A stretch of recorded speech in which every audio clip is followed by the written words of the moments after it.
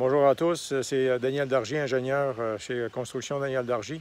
Aujourd'hui, on est en train de visiter un site de construction où il y a un agrandissement d'une maison. Donc, je fais bénéficier un petit peu de la visite. Vous voyez ici le camion d'excavation. Et la maison, c'est un chalet à l'extérieur, dans le bout de Saint-Marc-sur-Richelieu.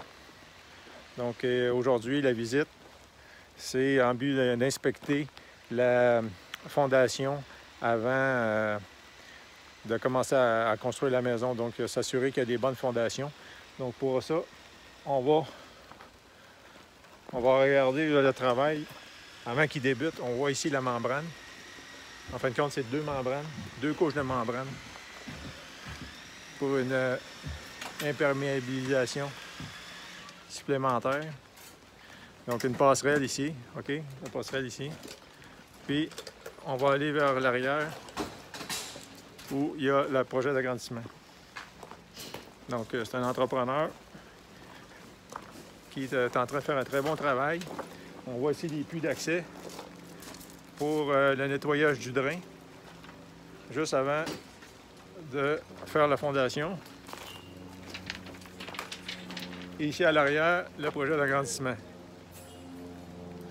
Donc, c'est important de s'assurer dans le projet d'agrandissement certaines choses de structure, comme par exemple ici, les linteaux. Ici, on va prendre des linteaux de bois laminé par à lame. Quelquefois, de les porter sont assez grandes, il faut prendre des poutres d'acier. Donc, on a une poutre d'acier ici de long en large là, à l'étage, parce qu'il va y avoir une grande verrière qui mesure 30 pieds de long. Donc, c'est une poutre d'acier de 30 pieds de long. Mais pour l'accès aux fondations, on a une petite ouverture puis une poutre de bois, c'est suffisant. Donc, tout ça, c'est important de le calculer. Et on ne peut pas improviser à choisir n'importe quelle sorte de poutre. C'est pour ça qu'on fait appel à un ingénieur en structure. Donc, ici, on voit ici les fondations, OK, le remblai de gravier qui assure un bon drainage. Et ici, on va s'approcher. Il y a une chose que je veux vous montrer qu'il n'y a pas beaucoup d'entrepreneurs qui font, mais qu'il faut prendre le soin de faire. C'est les jonctions entre les deux fondations. Donc, moi, aujourd'hui, je suis venu, avant qu'ils fassent les fondations demain, je suis venu voir, m'assurer qu'ils ont fait des bons trous. Donc, ici, vous voyez les trous vis-à-vis pour faire l'interconnexion entre les deux fondations. C'est une rade de fer qu'on va mettre avec c'est pas un époxy, on appelle ça des ancrages Ambex. Donc c'est très puissant. Donc ça va permettre d'unir les deux fondations, la fondation existante, avec la nouvelle fondation. Donc on va faire ça demain. Demain, on va installer les rods. Lorsqu'ils vont installer le coffrage, on va installer les rods avec les ancrages cimentaires en même temps. C'est des ancrages ici qu'on utilise de type Ambex. Donc ici, on voit, ils sont en train d'installer la poutre. Okay. Ils vont installer la poutre là, pour l'ouverture entre les deux, entre l'extension et la maison existante. Un petit tour de chantier en passant. Vous voyez ici.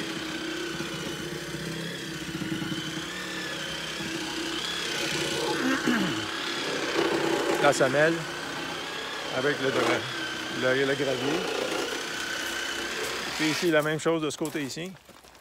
Vous avez, on va commencer à faire la membrane. Puis ici, les puits d'accès pour pouvoir le nettoyage du drain, donc aux deux extrémités, pour pouvoir que le plombier, après quelques années, puisse venir nettoyer facilement le drain autour de la maison. Donc ici, on voit, on va en profiter pour les poignées pendant qu'ils sont en train d'installer. Ils sont en train d'installer la poutre. La poutre vis-à-vis l'ouverture.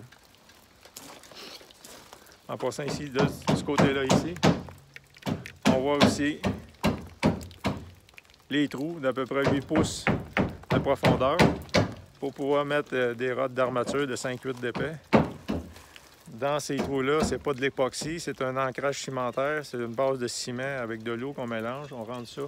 puis on rentre ça avec un marteau, puis après, bien, ça fige là. Puis il n'y a rien qui va arracher ça. Le ciment va casser, la fondation va casser avant que ça l'arrache. Donc ici, ils sont en train d'installer la poutre. On va faire un petit tour pendant ce temps-là vers l'intérieur.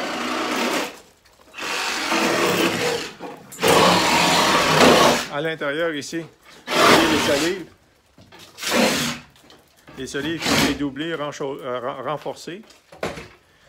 Il y a certains petits travaux ici de renforcement qui ont été faits aussi, comme par exemple, si on a rajouté une semelle. Oh, ici, ils sont en train d'installer la poutre. Vous voyez ici la poutre qui s'installe, le linteau.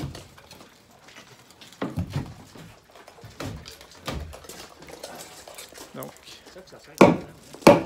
Hein? J'ai ramassé sur le site, là.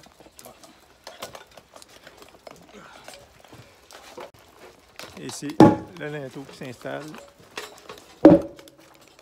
Un beau son, hein? C'est du solide.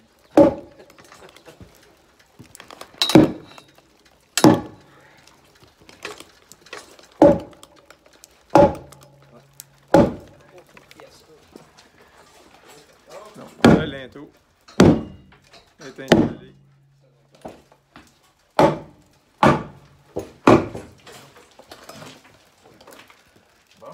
Il va manquer à installer seulement les étriers, puis après tout doit être correct. C'est bon? Comme j'ai dit tantôt, ici on a fait un petit travail de renforcement. On a installé une colonne, puis aussi une base avec de l'armature. Il y a d'autres travaux en haut. Si on monte en haut, je ne sais pas si on va voir bien à cause de la lumière. Il n'y a pas beaucoup de lumière.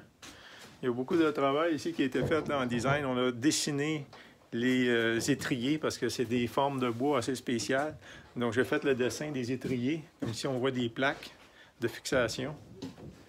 Puis, on voit un étrier ici. On en voit un qui était peut-être un petit peu plus facile de voir, là. C'est un étrier ici de connexion là, entre la poutre. C'est des grandeurs quand même un peu spéciales. Donc, on voit ici un peu partout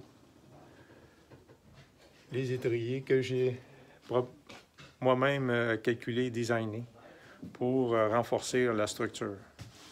Donc, vous voyez ici un peu à quoi ça ressemble. À l'extérieur, en façade, la passerelle, sécurité. Ouais. La cliente qui est là, je ne lui montrerai pas parce qu'elle veut rester incognito. Puis c'est ça, donc c'est juste pour vous donner un petit commentaire du projet. Bonjour.